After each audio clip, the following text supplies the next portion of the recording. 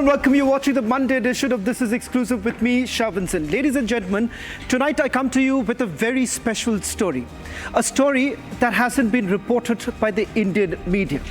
This is about 26-year-old Vasundhara Oswal, who happens to be the daughter of Indian billionaire Pankaj Oswal. Now, if you're wondering why exactly are we putting the spotlight on this very story, ladies and gentlemen, it's because a young lady is detained in a prison in Uganda, and that too for the last 28 days.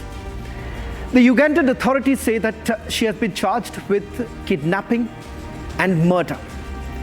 But till date, there is no clarity as to whether at all there is any evidence in this particular case.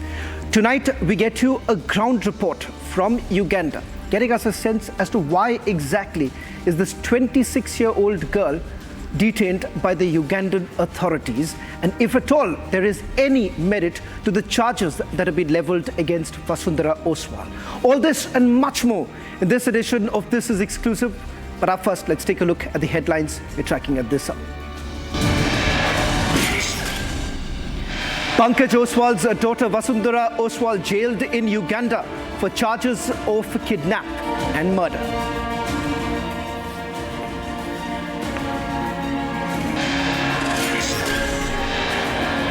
Former employee testifies in Uganda against the Oswal, denies all allegations, alleges threat to life by the Oswal family. But remember, there is a twist to the claims that have been made by the Manerias.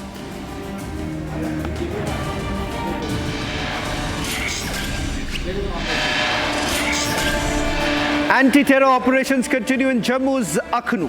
One Pakistani terrorist gunned down by forces.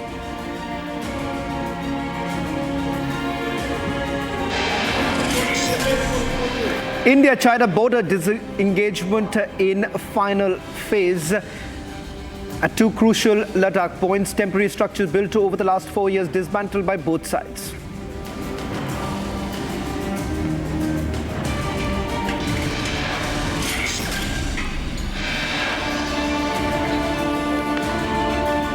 Here.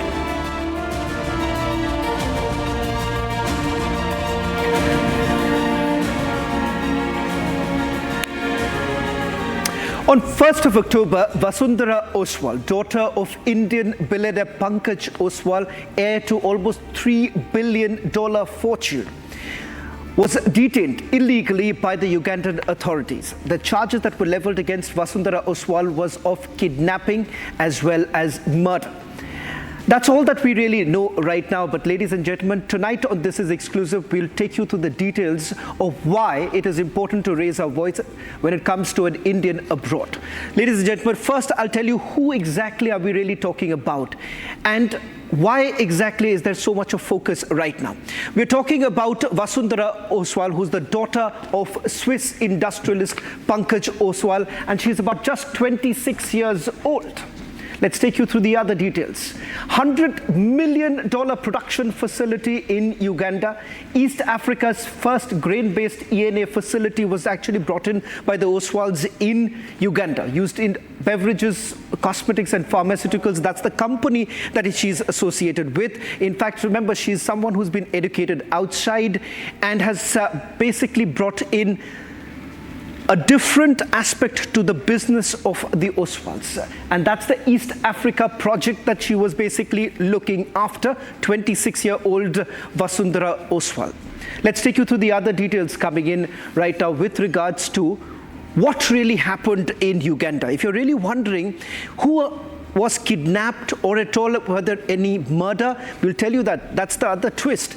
Vasundhara was actually detained in Uganda on 1st of October. She's been taken into custody since October 1st. Detained by armed men without warrant, held in unsanitary prison conditions. Remember, there's a petition that has been filed by the Oswal family at the United Nations, and this is what they are claiming. It's the legal team that has looked into all the details. Limited access to vegetarian food, denied contact with family and lawyers. In fact, the details that we are getting from Uganda, from our reporters in Uganda, is that she was supposed to be produced before the court today. Turns out that the co-accused was already brought in, but not Vasundhara Oswal. Let's take you through the other details coming in. Her phone has been confiscated. Company lawyer Rita Nagabir and others have also been held. In fact, we've got our access to the charge sheet that has been filed, or the charges that have been leveled against her. That document also coming in. Let's take you through what is it that the Oswals have to say about this entire issue. In fact, they haven't spoken out till date. No one really knows where exactly is Pankaj Oswal and his wife.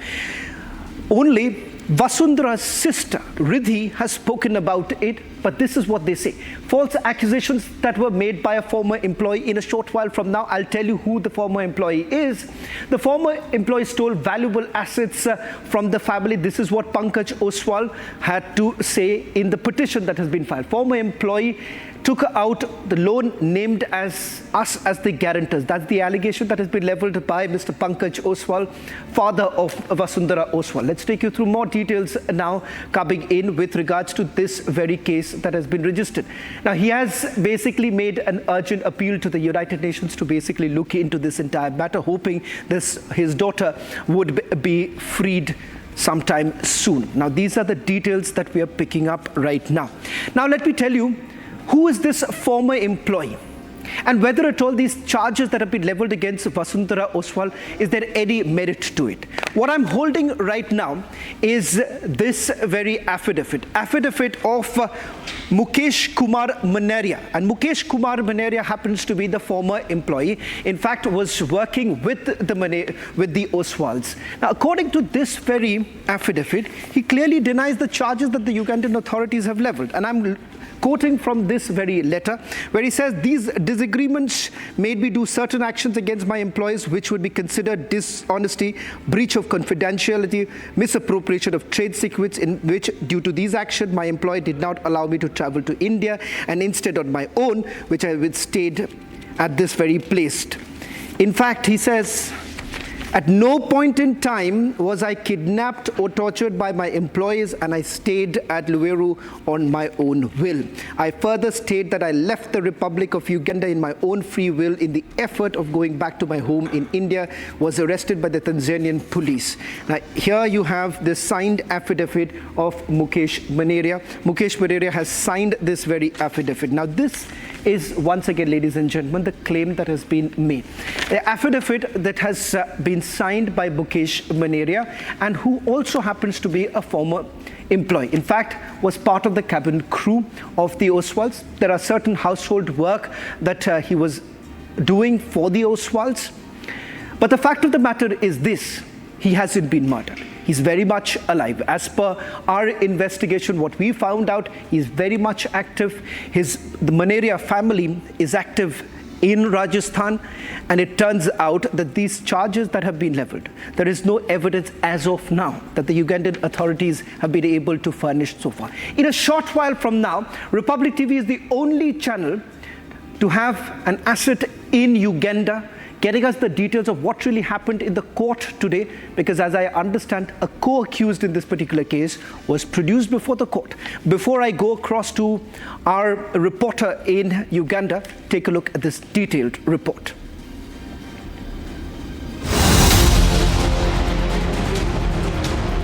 She is the daughter of Indian billionaire Pankaj Oswal. 26-year-old Vasundhara Oswal is their heir to $3 billion fortune. Her story has stirred international attention because she has been detained in Uganda for the last 28 days. According to sources, Ugandan authorities arrested her on charges of kidnapping and attempt to murder. Along with Vasundhara, armed men in Uganda have also detained her firm's lawyer and others. Vasundhara's family claims that they have been held in unsanitary prison conditions and has no access to her legal team. Vasundhara's family has dubbed these charges as frivolous and motivated. To back their claims, they cite a signed affidavit of former employee Manaria Mukesh Kumar. They claim that a former employee named Manaria Mukesh Kumar made false allegations against the family. They even claimed that Mukesh stole valuable assets and took out $200,000 loan while naming the Oswals as guarantors. In fact, the family has also filed an urgent appeal with the United Nations. Pankaj Oswal appealed to the UN Working Group against the arbitrary detention, requesting a probe. He also sought intervention to secure his daughter's release.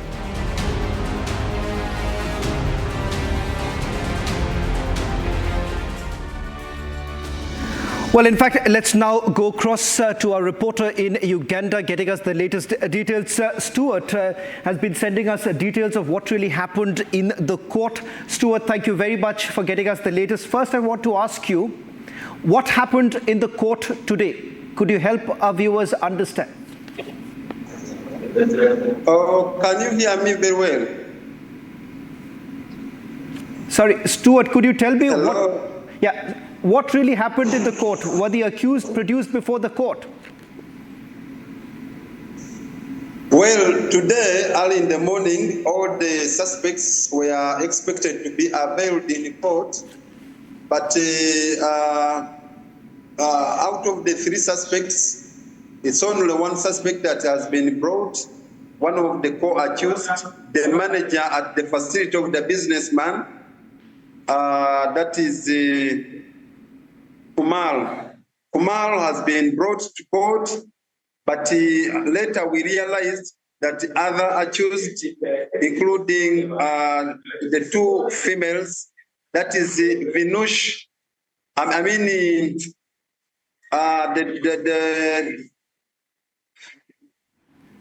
these names, just hold on a few seconds. Yeah, Oswal's daughter has not appeared today together with Rita Ngabire.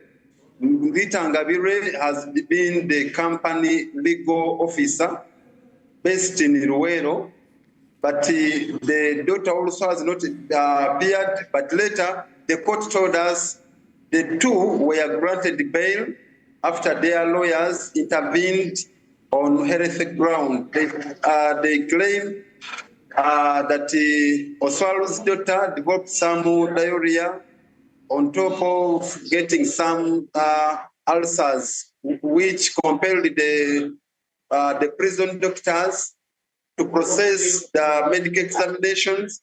And when they examined the patient, that is Oswal's daughter, they realized that it is true she had some health conditions which needed urgent attentions. But because at first the documentations were made from Tanzania, where Mukesh was located or was claimed to have dumped after the alleged kidnap, lawyers from Tanzania had made some affidavits collected affidavits from the purported missing person, that is Mukesh Muneria. But since he was supposed to be repatriated to Uganda, the legal team from Uganda noticed that the paperwork that had been processed from Tanzania needed to be amended back when, as soon as the suspect and the victim are repatriated to Uganda. Right now, the court has said that together with the two, Ngabirwa Rita, the legal officer to the businessman Oswal, and Oswal's daughter, then with Kumar, the administrative manager at Oswal's company, that is PRO Industries Limited, based in Ruwero in central Uganda. They reappear on 25th of November this year. It's formation of their case again because since it is a capital offense, that means after the prosecution side are done with investigations, it means they will have to commit the trio who are being accused of kidnap case. But for today, security has been tight And Kumar, yes, Kumar, the only male who has, been included on the charge sheet, has appeared, and they have given us assurance that by 25th November, Stuart, he will be availed again in court. Stuart, from the documents that we have right now, the charge sheet details that you have also sent across, what is not clear are the evidence against Vasundhara. What is the evidence that the Ugandan authorities or the Ugandan police has against Vasundhara Oswal? Because from this document, there are only charges that have been leveled against her, but they make no mention of the evidence against Vasundhara. Well, with the issue of the evidence, I think that it is subject to investigations.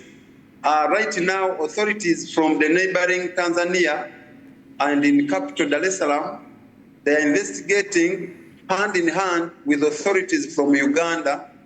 And the evidence, once they are all gathered together, they will be adduced to court, and the court will decide the verdict depending on the weight of the evidence that will be adduced. But for now, since it is a court case, we just need to observe the progress of the case, meaning we will have to wait up to November, they say the 25th day, to see what will go next. But for now, the case is standing, and it has been clearly stipulated that it contravenes with the laws of Uganda, kidnapping a person. Right. Actually, this case has got there are several mixed reactions ever since this case arose in Uganda. Stuart, I'll just request you to stay on with us, as we're getting some breaking news on this very issue.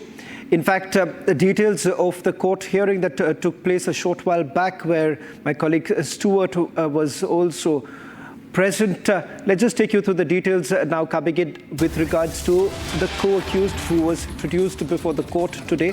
It turns out that only the co-accused in this particular case was produced before the court. Vasundhara Oswal wasn't produced before the court. Let's just take you through the charges and the details that we have.